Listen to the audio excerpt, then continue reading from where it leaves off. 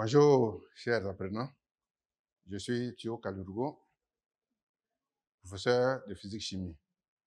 Aujourd'hui, nous allons traiter une leçon d'optique. Cette leçon, destinée aux classes de première C et D, nous permettra de comprendre pourquoi une flaque d'eau éclairée la nuit par les phares d'une voiture reste peu identifiable par le conducteur de la voiture. Elle nous permettra aussi de comprendre le phénomène de mirage. Le titre de la leçon est « Réflexion et réfraction de la lumière blanche ».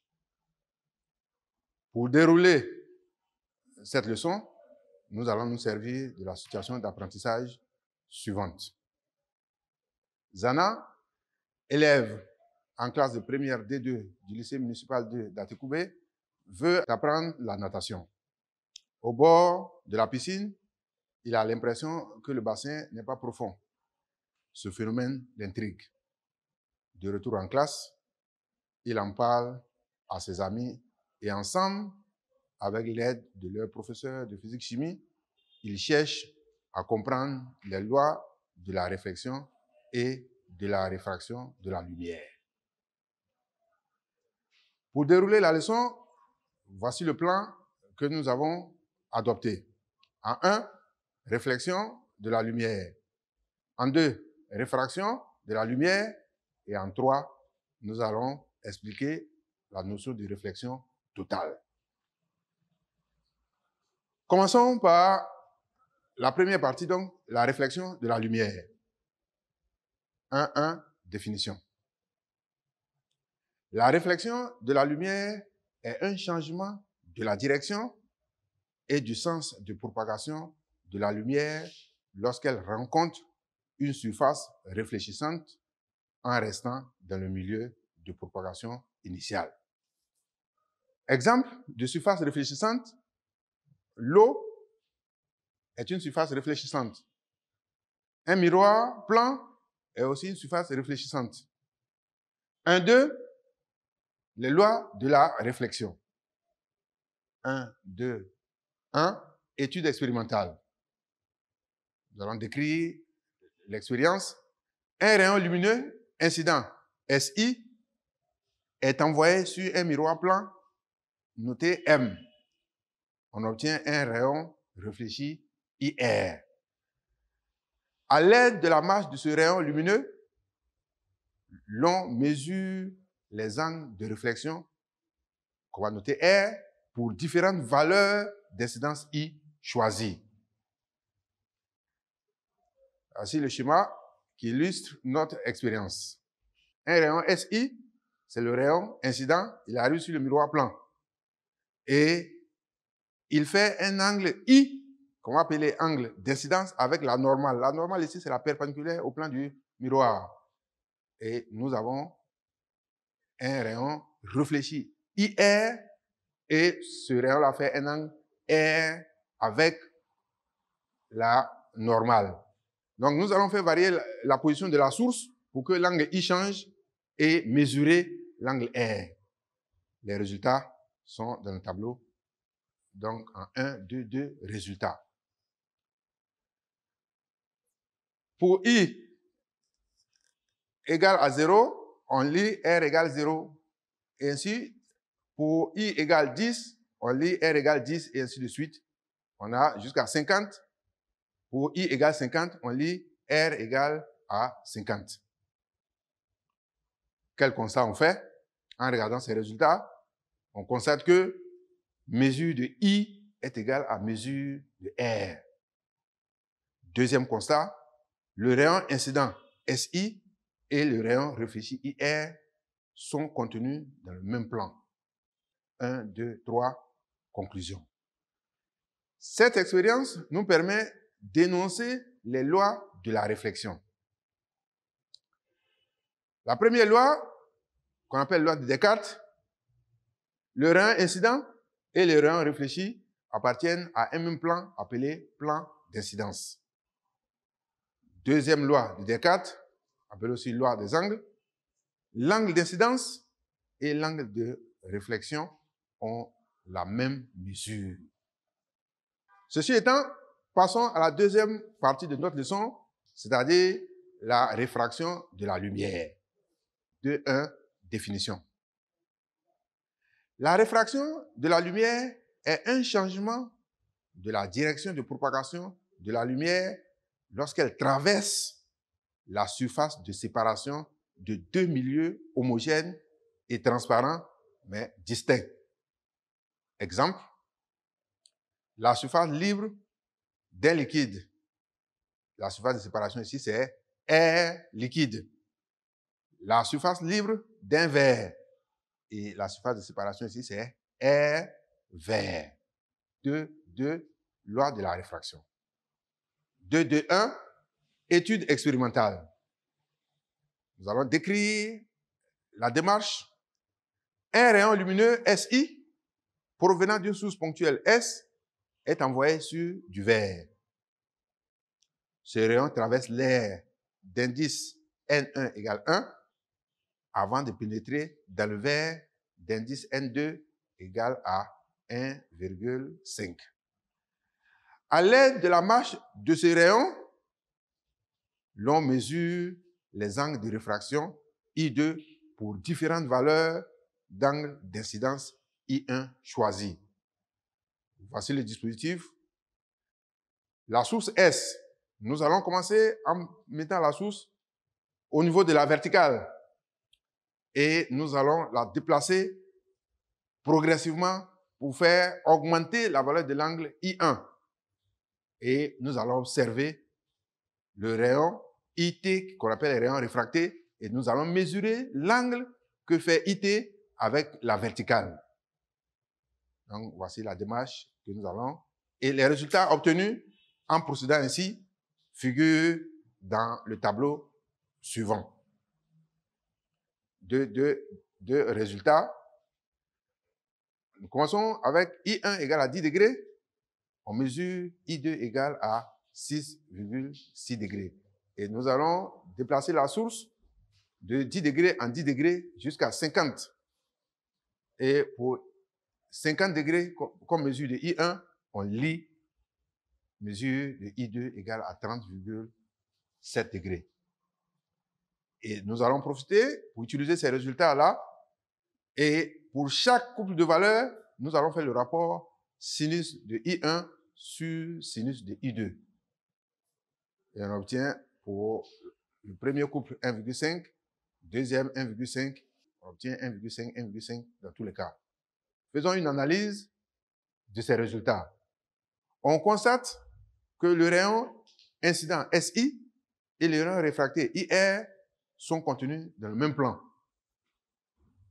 Et le rapport N1 par N2 est égal au rapport sinus I2 par sinus I1. Alors, on peut maintenant tirer les conclusions relatives à notre réfraction. Donc, cette expérience nous permet d'énoncer les lois de la réfraction, appelées lois de Descartes-Snell pour la réfraction. Première loi, le rayon réfracté et le rayon incident appartiennent à un même plan appelé plan d'incidence. Deuxième loi, l'angle de réfraction I2 et l'angle d'incidence I1 sont liés par la relation N2 fois sinus I2 égale à N1 fois sinus I1. Donc, voici donc les deux lois de la réfraction. Nous allons utiliser ces lois pour expliquer en 2-3 angles limites de réfraction. Lorsque le rayon incident passe d'un milieu 1, d'indice N1, à un milieu 2, d'indice N2, tel que N1 inférieur à N2, on dit que le milieu 2 est plus réfringent que le milieu 1. Alors, dans ces conditions, on aura toujours mesure de I1 supérieure à mesure de I2. Et pour la valeur particulière de I1 égale à 90 degrés, c'est-à-dire sinus I1 égale à 1, l'angle de réfraction I2 atteint donc sa valeur maximale, appelée angle limite de réfraction notée L, telle que, en appliquant la loi, la deuxième loi, sinus L égale à N1 sur N2. Dans notre cas ici, par exemple, nous sommes passés de N1 égale à 1 à N2 égale à 1,5. Donc, nous aurons sinus L égale à 1 sur 1,5 et ça nous donne la valeur de 41,8 degrés. C'est-à-dire qu'on ne peut pas, dans ce cas-là, dépasser la valeur 41,8 degrés. Passons à notre troisième partie, la notion de réflexion totale. Lorsque le rayon incident passe d'un milieu 1 d'indice N1 à un milieu 2 d'indice N2, tel que N1 supérieur à N2, on dit que le milieu 1 est plus réfringent que le milieu 2. Dans ces conditions, on aura toujours mesure de I1 inférieure à mesure de I2. Et pour la valeur particulière de I2 égale à 90 degrés, c'est-à-dire sinus de I2 égale 1, l'angle d'incidence I1 est à sa valeur maximale, L, tel que sinus L égale à N2 sur N1. Et si I1 est supérieur à L, le rayon incident est intégralement réfléchi par la surface de séparation. C'est la réflexion totale. Résumons les différents cas de figure de réflexion que nous avons étudiés dans cette partie. Premier cas de figure, I1 inférieur à L. Voici le schéma qui illustre ce cas et on voit le rayon incident S1, le rayon réfléchi R1, le rayon réfracté T1 et la normale N à la surface. Deuxième cas de figure, c'est le schéma qui est juste là, qui illustre le cas particulier où I1 égale à L. Le rayon réfracté T2 fait un angle de 90 degrés avec la normale. Il est suivant la surface de réparation des deux milieux. Et sur le schéma, il est rasant. Troisième cas de figure, c'est le cas où I1 est supérieur à L. Sur le schéma, nous sommes au-delà de la valeur L. Et qu'est-ce qu'on voit? Le rayon S3 et le rayon R3 sont dans le plan d'incidence. On ne voit pas de rayon réfracté. On dit que la réflexion est totale. Et ce phénomène, c'est un phénomène beaucoup utilisé, surtout dans la fibre optique. Voici donc présenté notre leçon, mais comme le prévoyait le plan, nous allons terminer par une situation d'évaluation. Lisons ensemble l'énoncé de cette situation. Dans le but d'appliquer les lois de Descartes, votre professeur de physique-chimie réalise l'expérience schématisée. Le rayon lumineux émis à la fréquence n égale à 5, 10 puissance 14 Hz arrive à la surface libre de l'eau contenue dans une cuve à eau sous incidence I1 égale à 45 degrés. Au fond de la cuve d'eau est placé un miroir plan.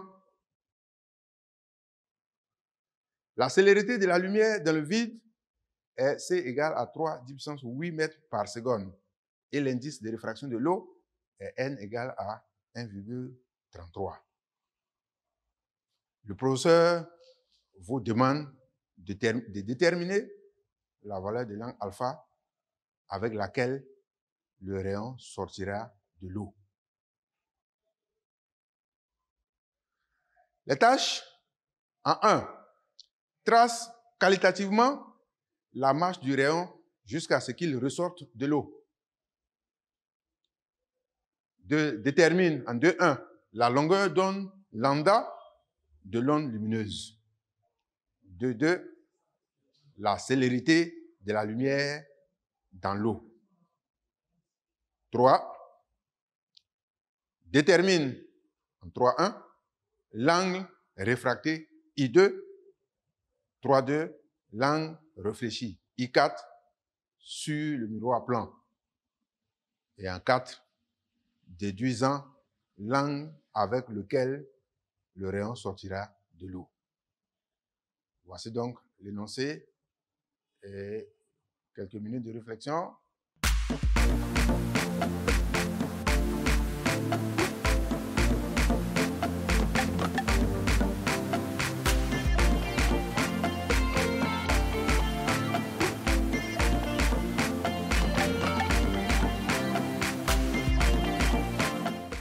On va passer à la phase résolution.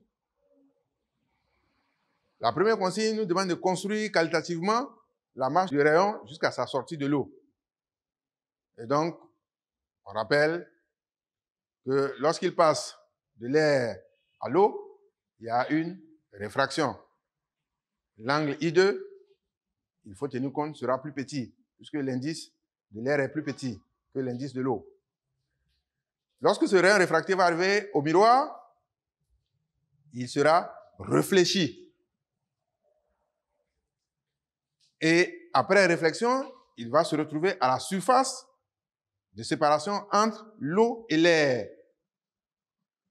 Il se produit encore là une réfraction. Mais comme l'indice de l'air est plus petit, il faut tenir compte de l'angle de réfraction qui sera plus grand. Donc, en suivant ces démarches, voici donc le schéma qui indique la démarche, sinon la marche du rayon depuis l'entrée jusqu'à la sortie. En 2, on nous demande de déterminer, en 2.1, la longueur d'onde lambda. On rappelle que lambda égale à C sur N. N, c'est la fréquence, C, c'est la célérité. Application numérique, on obtient lambda égale à 6, 10 puissance moins 7 mètres. En 2.2, la célérité de la lumière dans l'eau. On rappelle aussi la définition de ce qu'on appelait indice de réfraction, N égale à C sur V. Alors, V serait égal à C sur N. C, c'est la célérité, N, c'est l'indice de réfraction.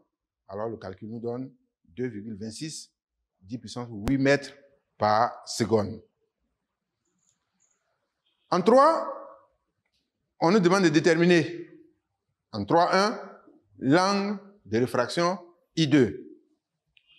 Nous allons utiliser la deuxième loi de Descartes-Snell, que je rappelle, N1 sinus I1 égale à N2 sinus I2.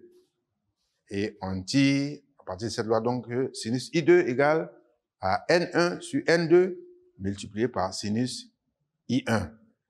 Application numérique, N1, c'est 1, divisé par N2, qui est 1,33, le tout multiplié par sinus de 45 degrés, ça nous fait 0,53.